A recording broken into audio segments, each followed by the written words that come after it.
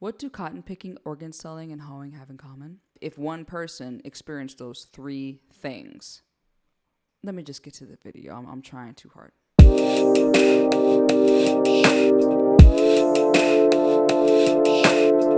I'm Upper Reality, musician and astral cartographer, charting the path from our present moment to the life we want to live. And this is my channel. Everything that you hear is mixed by Empirical Labs. Shout out to you guys. Thank you very much for your arousal compressor and your big freak EQ. Now you guys can hear me. I don't sound crazy. Anyway, weighing heavily on my mind, especially after this election season, is something I'd like to call the achievement trap. Long story short, there's something about the human need to achieve and feel validated about reaching a goal that can keep us stuck in situations that aren't good for us.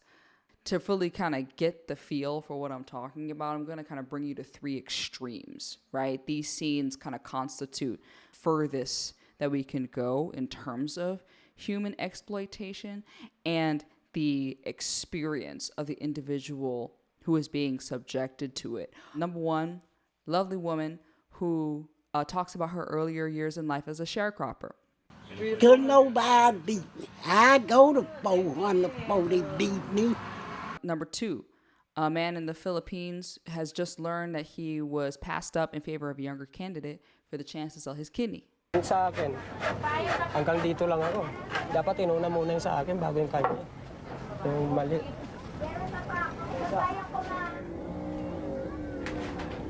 3, a 16-year-old runaway is being recruited into activities I don't want to name to save my channel by Ice-T. I want to be the best. Well, this game's the test. G-string bikinis and silicone. So these scenes have a lot in common, right? For one, trafficking, obviously, is the theme there. But actually, for the lived experience of the individual in the structures they're confined in, they're presented with a track or a path that they can work at to achieve some kind of distinguishment within their condition.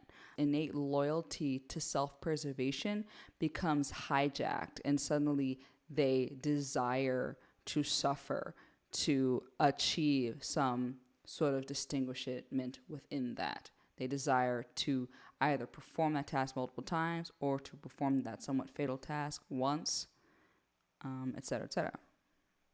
Okay, we've kind of set the stage with these extremes a little bit. Let's get to some of the sauce. I think TikTok Me did a really good job on this. I'm going to pass it to you with this poem I wrote called The Fastest Cotton Picker. Skip ahead if you're bored, but I don't think you will be. The fastest cotton picker couldn't be beat, right? The fastest cotton picker, you couldn't pass her unless by horseback on Okay. All right. The fastest cotton picker picked cotton really fast. Many fought for that spot, but none could reach it. She had that spot. She was always there, 2 rows over. Big numbers made the sun glisten in her eager eyes. 100, 200, 300. If I didn't know any better, I'd have thought you meant a road trip. The purgatory drag race. I mean, I'd never win, but at least I could exit. But the fastest cotton picker, the fastest cotton picker picked cotton really fast. Few could earn such a distinction. Even fewer could earn a living. Most earned a life of loss, taking L's. They earned shame, and they earned helplessness, and they earned that life is to be earned and not to be lived. So they lived and earned, and they lived and learned, but they still couldn't get ahead of the fastest cotton picker. Because the fastest cotton picker picked cotton really fast.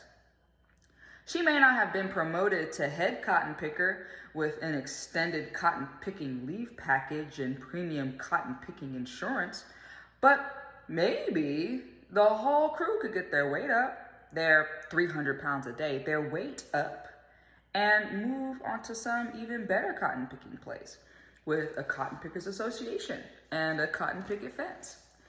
catch a fancier cotton picking bag, or get a cotton picking award, or even better yet, a cotton picking certificate. But you know what? The fastest cotton picker picked cotton really fast. Really, really fast. She couldn't be beat. Cool, so you're kind of seeing the wheels turn about how these experiences of the extremes are relevant to us in our own lives that we might consider kind of on the beaten path, doing quote unquote the right thing, can still have some of these characteristics that define a condition of being stuck somewhere that doesn't actually suit you or serve you. I find that the achievement trap manifests in our contemporary lives in 3 different ways. And I'm just going to read it Cardi B style. 1, you live a life that's tolerable but unsatisfying. You have this itch at the bottom of your chest of just wanting to reach a better life. You have this goal dangled over your head, this one thing that's supposed to make your suffering life worth it, be it a ring on your finger, a college degree, a deed to a home, or even American citizenship. You get me? Once you get there, it becomes a major source of stress. You have to keep working and working and working and conceding exploitation to maintain it. And it is not all that it's cracked up to be, not even close. 2, you're in a degrading situation. You don't realize you can question the veracity of the situation and either leave or campaign to leave or make the desire to leave a part of your lived impetus. Either you are truly physically bound, like you maybe be hurt without recourse if you leave. Maybe the people you leave behind will be hurt, things like that. Or you're mentally bound, like you're domesticated by shame, by lack of resources when you get, or by shame or by the prospect of like lack of resources when you get out of there. You know, maybe you can't afford the gap in pay or something like that. And after a while, that domestication, that give up, your own will kind of hollows out and begins to be built back. The will is now kind of sculpted in the image of your oppressor, be it in a relationship or at the job or in that, city plan or under that regime or in prison. Or 3, which is, this is a lot of people. You're in a situation that really isn't that bad. Like, you don't hate it. You don't wish you weren't there. But you aren't in control of it either. Others are. At one point, there's some kind of attempt to push you out of it. You fight to stay there because you don't want to feel displaced. You see how you kind of have to start now proving your right to be there by talking about all your distinguishments and your achievements and things like that. But now suddenly, after all that fighting to be there, you do find yourself stuck there. You know, you paid $40,000 to stay or something crazy like that. Now you can't leave, that type of thing. The quality of your existence within it worsens and worsens. And you're either back to scenario 2 or you die. Then erected in your honor is a Chipotle. Bear in mind, we're being somewhat informative, but I want the viewers to feel like they can really explore based on what I'm saying, right? So I'm not really here to educate you. I'm just kind of inviting you to contemplate this concept in your own life. And like, feel free to just chime in comments or just give me a shout on upperreality.xyz, wherever, to just let me know what you think about that. Now, for me, this video was grueling to make. Like, you're seeing it in my face right now, right? Like, this is not a joke. It took me days to talk about this, and I think that even has implications as well. That was why I just figured it was worth mentioning, because I look back on it, I was that overachiever, trying to get out of my hometown so bad, and there were things as a result of that panned out well, and then there were other things that did not pan out so well. I mean, to some extent, it was good that I strived to be the best. It did, in some ways, free me from certain issues, for example, like student debt. But was it worth the ignominy? That's hard to say. I think that walking around with this cloaked idea that as long as I am striving to achieve a top spot or a position, then I am deserving to be walking around in this vessel for like basic human right or for basic human life is grave. It is a grave, it is a grave struggle to carry and to be indoctrinated into. That is and so I found myself really freezing up. I found myself really avoiding the topic. I found myself not wanting to talk about the effect that it has had on me, the effect that it has had on my friends, from the ones who aspired to be wives to the ones who aspired to be CEOs at Goldman Sachs. I mean, it ubiquitously was clear that people's need to feel recognized and validated contributed to this willingness to self-betray and betray their family, due to this idea that without having to, or without demonstrating their right to basic resources, without demonstrating their fitness and their qualifications in X amount of way, that they were unworthy.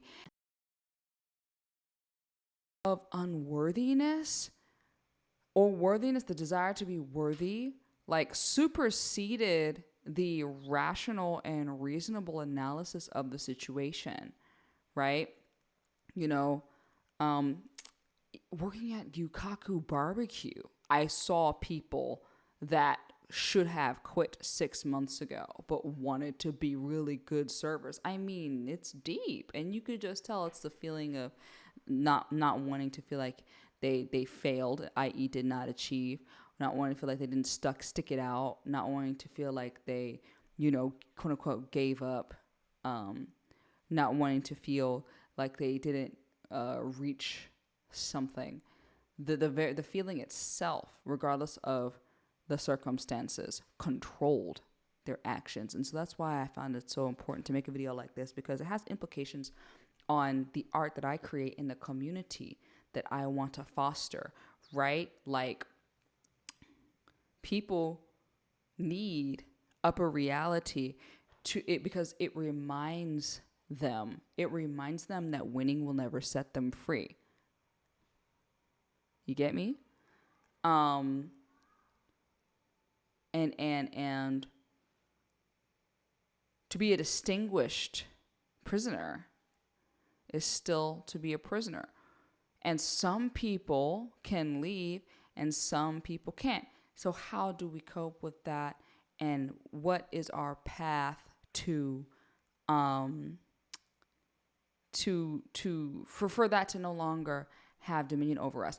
I believe there is one. I do not believe that we have a lifetime ahead of us of, the only possible chance we have of being in any way significant enough for, to qualify for the basic resources needed, typically for us to be some kind of exhibit. So we have to look right and, to be famous for some company or to represent some kind of, culture from yesteryear.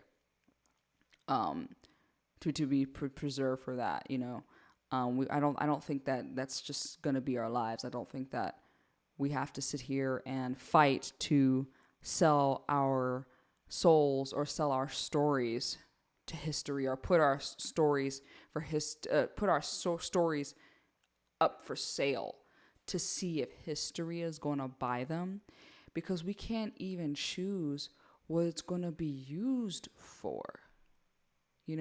And to me, that's a lot of what achievement is. Achievement is all about how your story can be characterized not by the degradation of your ignominy, but by your distinguished and excellent execution of it. It sort of cleans up the rawness of the situation itself. It's sort of it adds.